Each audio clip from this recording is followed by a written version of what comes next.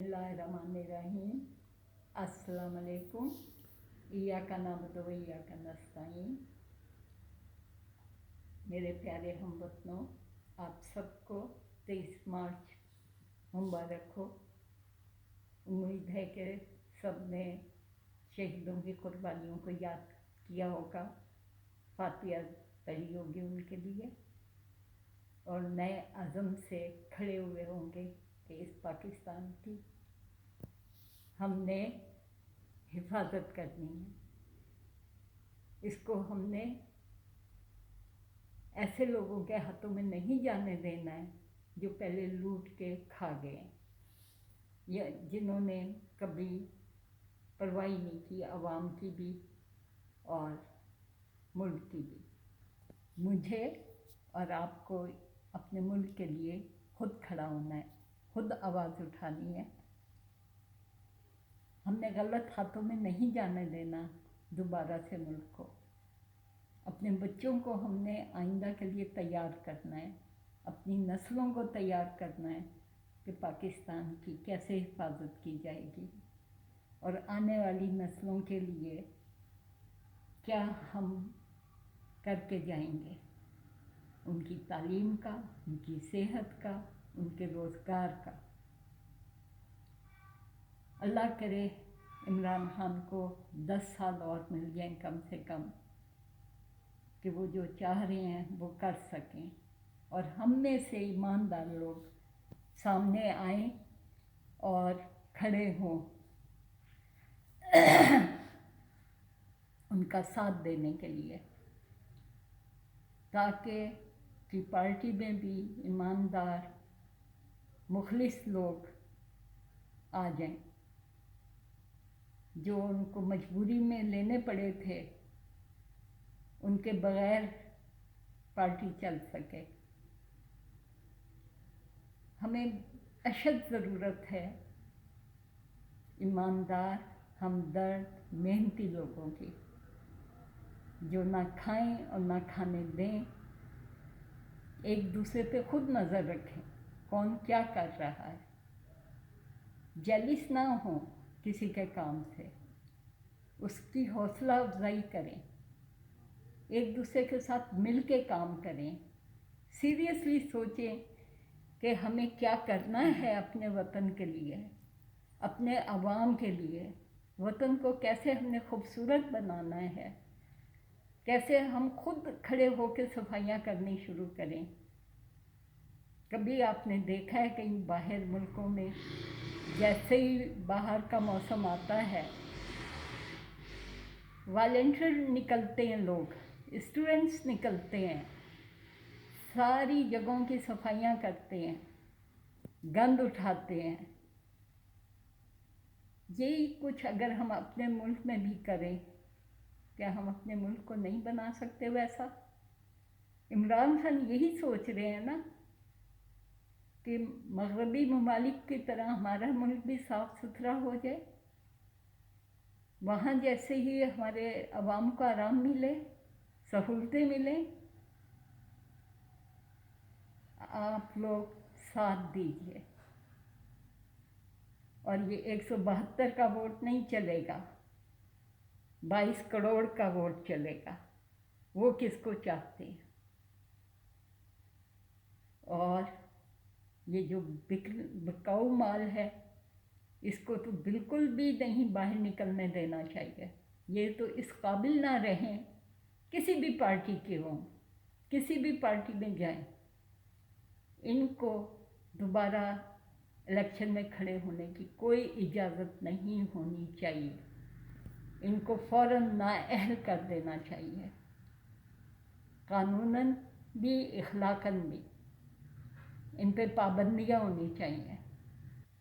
जो लोग पैसे की खातिर पार्टियाँ चेंज कर लें, उन लोगों का क्या एतबार है कि वो कल को मुल्क नहीं बेचेंगे पैसे के खातिर?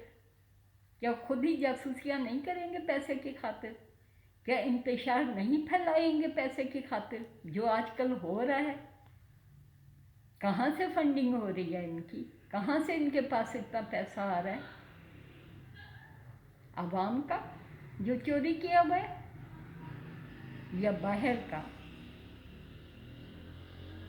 आप इमरान खान से तो हिसाब मांगते हैं कि फॉरेन फंडिंग इमरान खान को अगर करते हैं बाहर के लोग तो वो मुसलमान पाकिस्तानी करते हैं, चंदा देते हैं, तो किसी और लोगों से नहीं लेता। ये फंडिंग जो होती है ये भत्ता नहीं होती, ये गरीबों की मदद के लिए होती है। आप हिसाब दीजिए, लेकिन आपसे क्या हिसाब मांगे? हमें सब हिसाब मालूम है कि कहाँ से पैसा आया आपके पास। मछली की तरह तो आप तड़प रहे हैं, हवा तो आपकी निकल गई है गुब्बारे की तरह। ज़रा अपनी शक्लें तो देखिए, अपनी आवाज़ तो सुनिए, कैसी कप कपा रही होती है। कौन लोग मिल गए हैं? एक को इंग्लिश नहीं आती, एक को उर्दू नहीं आती,